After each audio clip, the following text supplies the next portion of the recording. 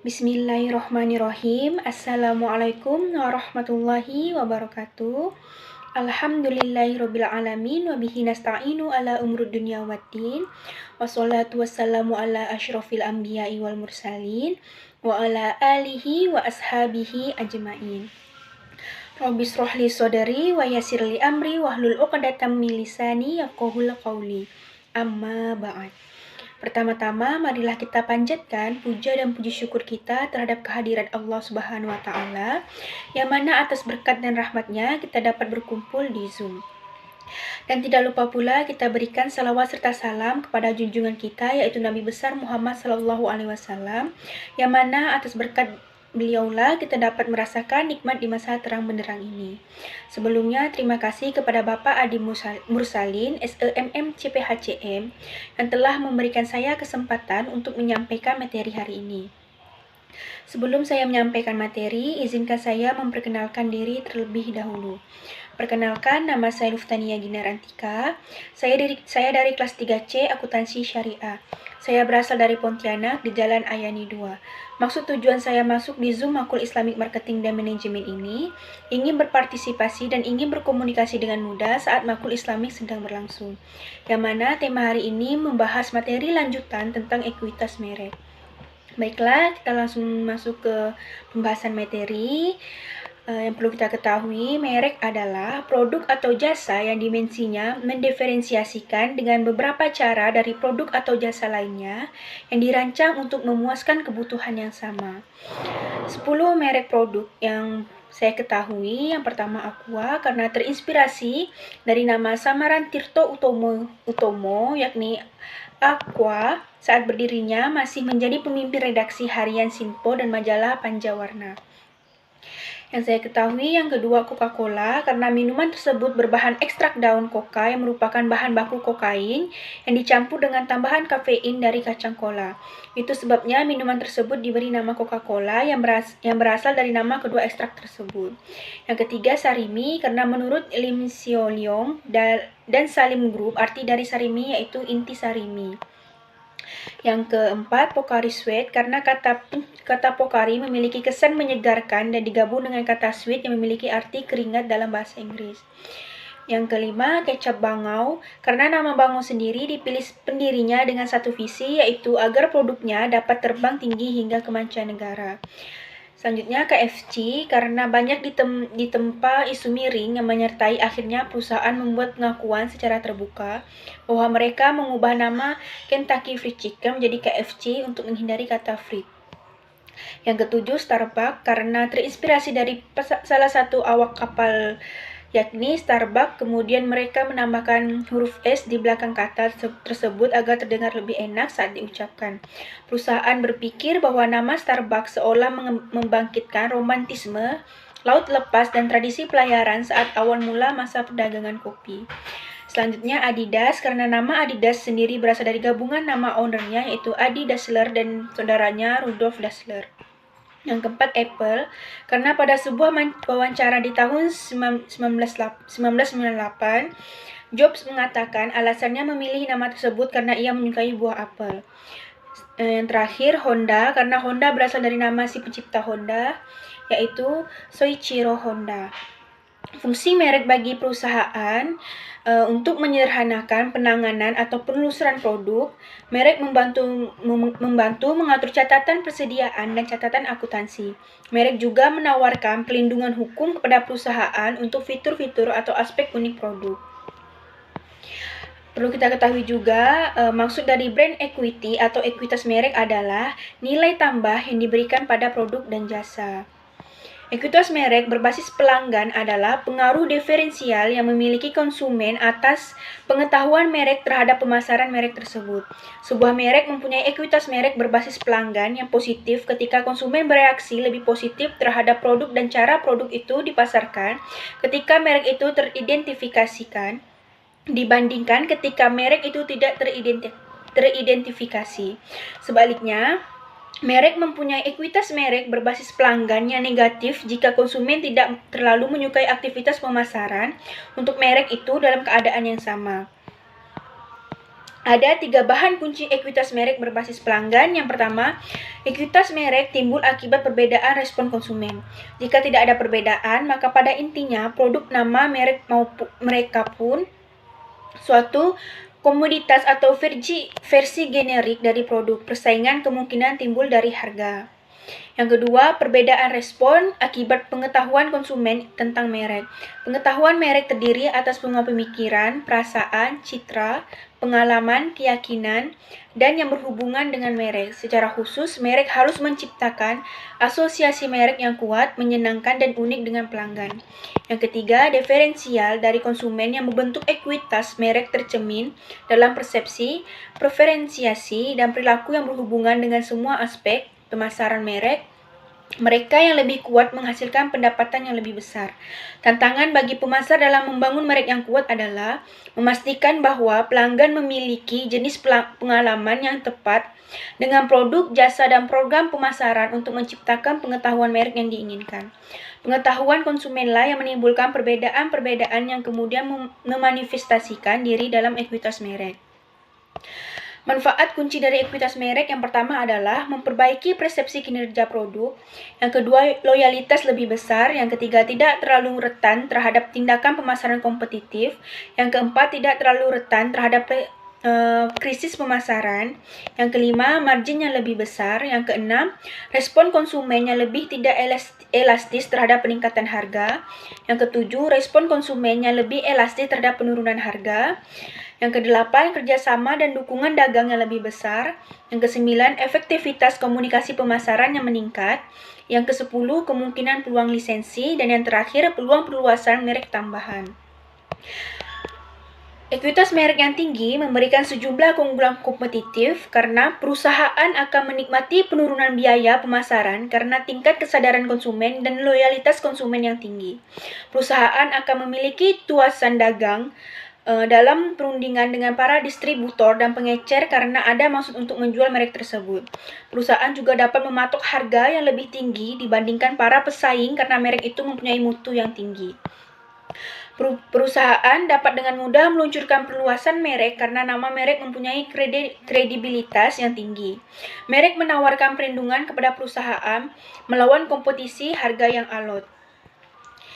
Tingkat respon konsumen terhadap suatu merek, merek yang tidak dikenal oleh sebagian pembeli di pasar, merek yang pembelinya memiliki tingkat kesadaran merek atau merek yang tinggi, merek yang memiliki tingkat penerimaan merek yang menikmati tingkat preferensiasi merek yang tinggi, yang terakhir merek yang memiliki kesetiaan merek yang tinggi. Ekuitas merek dapat dibangun dengan menciptakan struktur pengetahuan merek yang tepat untuk konsumen yang tepat. Proses ini bergantung pada semua kontak yang berhubungan dengan merek, baik dilakukan oleh pemasaran maupun bukan. Meskipun demikian, dari perspektif manajemen pemasaran ada 3 kumpulan utama penggerak ekuitas merek, yaitu pemilihan awal untuk elemen atau identitas merek yang membentuk merek, nama merek, URL, logo, lambang, karakter, dan lain sebagainya. Yang kedua, produk dan jasa serta semua kegiatan pemasaran dan program pemasaran pendukung yang menyertai. Yang ketiga, asosiasi lain yang diberikan secara tidak langsung ke merek dengan menghubungkan merek tersebut dengan beberapa identitas lainnya. Pemasaran tidak saja dari kesesuaian harga atau pengorbanan biaya yang dikeluarkan oleh konsumen dengan fisik produk, tetapi jauh lebih dari itu adalah value produk atau kualitas produk. Sebagai bahan bagi konsumen dalam memperbandingkan antara nilai produk dan harganya, sekiranya konsumen merasakan nilai produk lebih tinggi dibandingkan harganya, mereka akan puas. Sebaliknya, jika nilai produk yang mereka rasakan lebih rendah, mereka akan kecewa. Artinya, marketer telah berbuat merugikan konsumen. Jadi pemasar harus memberikan yang terbaik untuk konsumen dengan jujur menjual sehingga kepercayaan diri konsumen semakin meningkat apabila menggunakan produk tersebut. Dalam penelitian ini terdapat 4 variabel dari dimensi brand equity yang akan diteliti, yaitu brand awareness, perceived quality, brand association, dan brand loyalty, dan pengaruhnya terhadap loyalitas pelanggan atau kesetiaan konsumen terhadap suatu produk. Yang pertama, kesadaran merek adalah kesanggupan seseorang calon pembeli untuk mengenali atau mengingat kembali bahwa suatu merek merupakan bagian dari kategori merek tertentu. Yang kedua, persepsi kualitas memiliki beberapa pengertian dalam mendefinisikannya. Persepsi kualitas merupakan sesuatu yang berkaitan dengan ingatan mengenai sebuah produk. Yang ketiga, asosiasi merek. Asosiasi ini tidak hanya eksis, namun juga memiliki suatu tingkat kekuatan. Keterikatan pada suatu merek akan lebih kuat apabila dilandasi pada banyak pengalaman atau penampakan untuk mengkomunikasikannya. Yang terakhir, loyalitas merek merupakan ukuran kesetiaan seseorang pelanggan pada sebuah merek. Pada dasarnya, pemberian nama atau merek yang sangat penting seperti yang dijelaskan dalam surah Al-Baqarah ayat 31 yang artinya, dan dia ajarkan kepada Adam nama-nama benda semuanya, kemudian dia perlihatkan kepada para malaikat. Seraya berfirman, sebutkan kepadaku nama semua benda ini jika kamu yang benar. Isi kandungan ayat tersebut menunjukkan bahwa Allah telah menyediakan nama-nama yang baik dalam Al-Quran dan nama-nama lainnya sebagai warisan Nabi Adam alaihissalam. Persepsi kualitas adalah penilaian konsumen secara menyeluruh terhadap suatu produk tertentu. Persepsi kualitas mempunyai peranan yang penting dalam membangun suatu merek. Dalam banyak konteks, persepsi kualitas sebuah merek dapat menjadi alasan penting yang menjadi pertimbangan konsumen, yang mana pada gilirannya akan mempengaruhi keputusan pembelian. Keputusan pembelian tersebut merupakan tindakan dari konsumen untuk mau membeli atau tidak terhadap produk tersebut. Dari berbagai faktor yang mempengaruhi konsumen dalam melakukan pembelian suatu produk atau jasa, biasanya konsumen selalu mempertimbangkan kualitas, harga dan produk yang sudah dikenal oleh masyarakat. Ada beberapa juga perbedaan dari karakteristik pembeli, yaitu meliputi 6O. Yang pertama, objek, apa yang dibeli. Sama-sama yang membeli sabun, yang satu beli sabun merek Look, yang satunya merek Citra. Berdasarkan produk apa yang dibeli dapat digabungkan dalam barang konsumsi dan barang industri. Yang kedua, objektif, mengapa membeli. Sama-sama, contohnya tuh seperti sama-sama kuliah di universitas terbuka, yaitu yang satu ingin gelar, yang lainnya ingin meningkatkan karir dan gaji. Tujuan konsumen membeli produk dipengaruhi oleh faktor sosial, ekonomi, psikologi, dan lain sebagainya. Yang ketiga, siapa konsumennya? Seperti sama-sama membeli mobil, yang satu untuk keperluan pribadi, sementara pembeli yang lain untuk keperluan keluarga. Konsumen ini dapat dibedakan berdasarkan umur, pendapatan, tingkat pendidikan, mobilitas, selera, dan lain sebagainya. Untuk itu harus dipelajari perbedaan masing-masing kelompok konsumen dan mengembangkan barang serta jasa yang murni dengan kebutuhan mereka. Perusahaan akan memiliki segmen mana yang harus dilayani. Yang keempat, kapan membelinya atau occasion. Contohnya seperti sama-sama membeli susu, yang satu frekuensi pembelinya lebih cepat sementara yang satu lebih lambat. Strategi pemasaran harus menyesuaikan dengan perbedaan tingkat pemakaiannya. Yang kelima, operation, bagaimana membelinya. Seperti sama-sama membeli mobil, yang satu ingin membayar secara tunai, yang lainnya menginginkannya secara pembayaran kredit. Bagi konsumen, pembelian bukanlah hanya satu tindakan saja, melainkan terdiri atas beberapa tindakan yang meliputi keputusan tentang jenis produk, bentuk, merek, jumlah penjual, dan waktu serta cara pembayarnya. Hal ini banyak dipengaruhi oleh cara membeli dari para konsumen. Yang terakhir, organization, siapa yang terlibat dalam pembelian. Sama-sama membeli TV, yang satu ditentukan oleh bapaknya, yang lainnya ditentukan oleh anaknya. Salah satu tugas pokok bagian pemasaran adalah menentukan siapa yang mengambil keputusan dalam membeli barang atau jasa. Selanjutnya, perlu kita ketahui juga model perilaku konsumen dapat didefinisikan sebagai suatu skema atau kerangka kerja yang disederhanakan untuk menggambarkan aktivitas-aktivitas konsumen. Model perilaku konsumen dapat pula diartikan sebagai kerangka kerja atau sesuatu yang dalam mengambil keputusan pembeli. Terdapat 4 jenis proses pembelian konsumen. Yang pertama, pengembalian keputusan yang kompleks. Selanjutnya, pengembalian keputusan yang terbatas, kesetiaan pada merek, dan inertia. Pembelian yang memiliki keterlibatan rendah menghasilkan perilaku yang pengambilannya keputusan yang terbatas. Konsumen kadang-kadang melakukan pengembalian keputusan walaupun memiliki keterlibatan yang rendah terhadap produk. Hal ini terjadi karena pengalaman masa lalu yang kurang terhadap produk. Konsumen kurang memahami kategori produk, pencarian informasi, dan evaluasinya lebih terbatas dibandingkan dengan proses yang kompleks.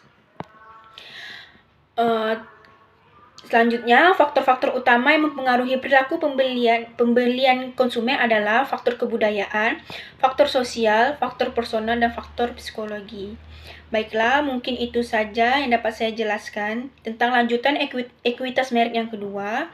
Kurang lebihnya mohon maaf. Wabillahi taufiq wal hidayah. Wassalamualaikum warahmatullahi wabarakatuh.